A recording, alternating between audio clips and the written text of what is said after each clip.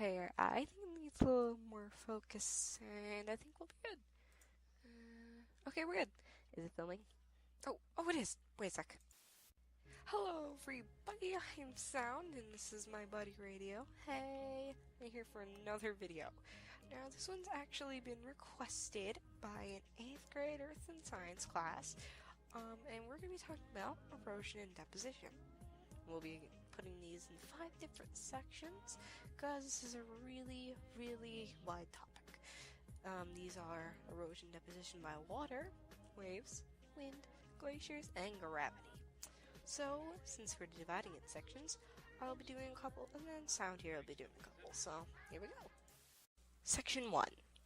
Erosion deposition by flowing water. First question to ask, what is erosion deposition? Well, erosion is when sediments, or small rocks like sand or clay, are transported. Deposition is when these eroded sediments are dropped somewhere by erosion. Flowing water is a major part of these erosion agents, creating and cutting land or the bodies of water that it holds. So now we know what these are, let's look at some examples. Okay, so one large portion of moving water causing erosion in the deposition is the water speed.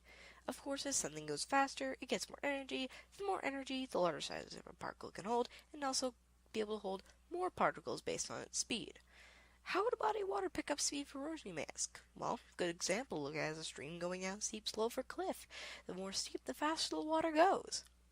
So now that we know a basic example, it's time for a bit of vocab. Yay! Not really, but just remember some of these for later. Our first word to know is suspension. This is when small particles, like clay and silt, mix into moving water but don't dissolve in it. Saltation is when particles that are a bit larger than that move in little jumps to the stream's bottom, getting nudged by water or other particles. The last one for now is traction. Traction is when really large particles, such as gravel and pebbles, drag along the water's bottom. When these 3 methods of erosion occur, the particles over time will dissolve and or break. The deposition version of these do just what the name says. The water deposits the particles largest to smallest. Whew! Now we have that all out of the way, we can list some good examples of flowing water's erosion and deposition. Erosion by runoff.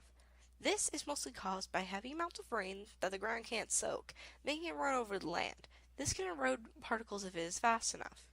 Erosion by mountain streams. The cause here comes from, of course, steep mountain streams slowing down the land very quickly, causing large amounts of erosion to occur in that area. Erosion by waterfalls. This is when the ground under a steep mountain stream erodes and creates an overhang for the water to fall on. Erosion by slow-flowing rivers. This is one example that creates small river changes over a long period of time. It makes meanders, large curves, formed by the erosion deposition that later cut off the river itself, floodplains, broad flat areas on the both sides of a river, and oxbow lakes, a meander cut off in the main river that will slowly dry out over time. Deposition by floodwaters. This basically explains how a river will deposit sediments into overflowing floods. Basic enough.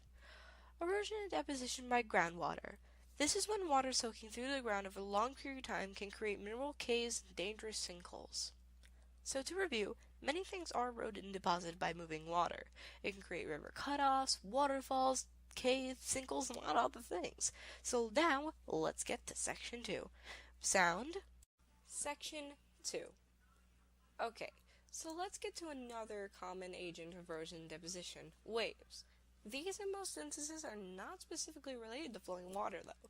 They don't do the same as flowing water due to atmosphere, area, stuff like that. A main cause of waves eroding and depositing is, of course, water/wind speed, time, and distance. That's a lot. But it's simple. The faster, stronger, or farther away the wind blows, the bigger the waves will be. This gives them, of course, more energy. Because the sediment in the waves are rough like sandpaper, erosion may take less time than other agents. The vocab I'm listing will be in our examples, so let's just get to that. The main things caused by erosion deposition via waves are wave-cut cliffs. When waves erode a rocky shoreline, they create this wall or cliff of exposed rock layers. Sea arches. These form when waves erode the 2 sides of a cliff, making it into a sort of arch. Sea stacks. This is when the sea arches connect or erodes, or in the middle of it, making it split into a large stack of rock. When waves deposit, it's usually depositing shells, rock, sand, and other small sediments. These, over time, can create beaches. Waves can create these in a few different ways. Longshore drift. This, in a nutshell, deposits sediments at an angle and goes straight offshore. So this spreads out the deposited material across the area. A spit. Sounds gross? It's not. Longshore drifts will sometimes form this by making a ridge of sand extending away from the shore. Sandbars. These lines of sand can quickly connect two islands together, and barrier islands. These are long, narrow islands created with parallel waves pushing sand. They're also artificially created to protect large shores from washing away when a storm hits. We'll get to that right now. As I previously said with the barrier islands, people make barrier islands along with natural ones to protect the large and popular shores from being washed away by storms. These artificial barriers are called breakwaters. They also make rock barriers perpendicular to the waves called groins. And, well, that's all for now. Let's get back to radio to explain Section 3, Wind. Section 3, Wind. I don't know if any of you know or have been taught this, but back in the 1930s, the Great Plains, made of parts of Kansas, Texas, Oklahoma, Colorado, and New Mexico, had so much dry topsoil that wind picked it up and moved it for miles upon miles. It was dangerous weather to be in, so people had to protect themselves from harsh wind and swinging sediment in the air. This was the Dust Bowl, and it was a major example of wind erosion and deposition. Fortunately, there are many less dangerous effects of wind doing this. Let's check them out. When a building has dirt and is just unclean, people will at times use sandblasting to erode it off.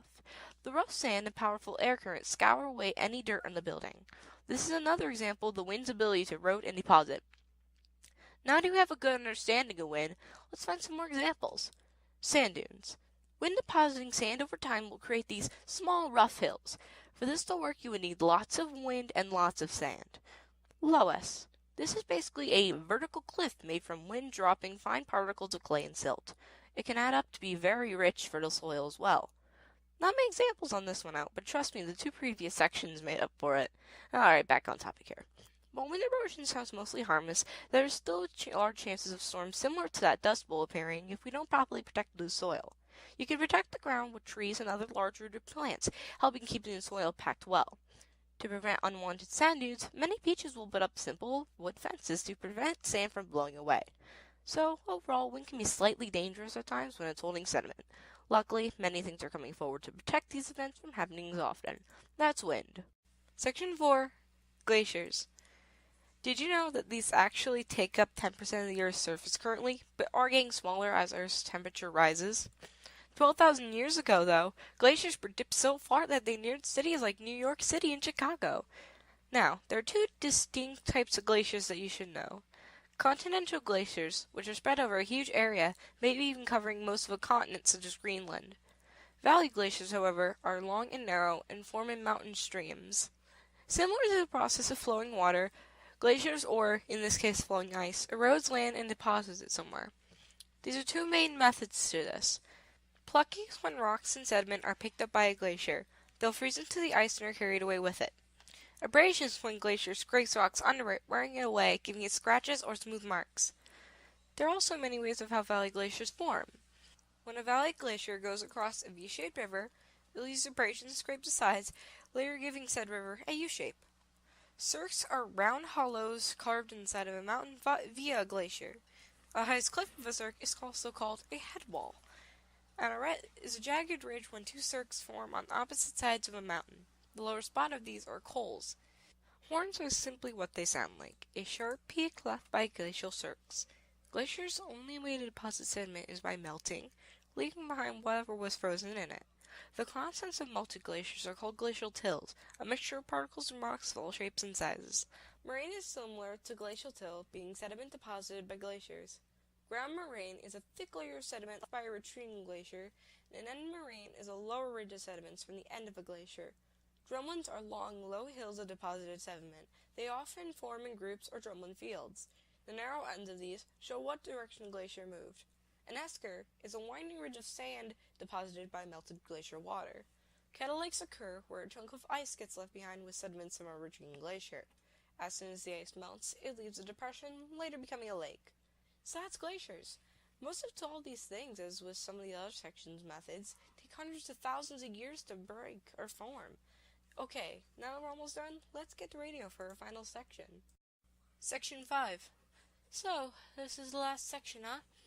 Well, I think we should be a bit more exciting for this last one. Wait, I know. Sound, come here. Yeah. We should do a competition. What do you mean? I mean, we can see who can answer basic questions about gravity's part in erosion and deposition first. Informationally for the video, of course. Is there a prize? Fine. Buy you an ice cream cone at McDonald's. You're on. Questions will appear on the board. Okay. 1, 2, 3, go. What is the most destructive type of gravity's mass movement of erosion? Oh, I know this one. Landslides and mudslides. Very sudden mass movements of that. Oh, this is gonna be harder than I thought. How threatening is a landslide to the area around it? It can destroy, bury, or carry away entire villages. Okay, next one. How is a landslide more likely to occur? It's more likely to occur due to heavy rainfall. It can also occur by an earthquake. How do mudslides form? Mudslides come from rough, no rain. It forms when mostly clay-like soil slides easily down a terrain. Dude, how are you doing this? Or at least I like science a bit more than you. How dare you? Next question! What are the two lesser known types of mass movement? I know, slumps and creeps. Get to the next! What is the difference between slumps and creeps? Slumps are sudden movements of large chunks of rock and soil down a slope, and creeps are very slow movements of rock and soil. Creeps are so slow, you may not notice it for decades. End of questions finished. Winner is user 1, sound. Yes! In your face, radio! Ugh. Fine. Well, I guess we have to go for now. See you later, guys. Let me go get my wallet, man. Hey, can your mom drive us?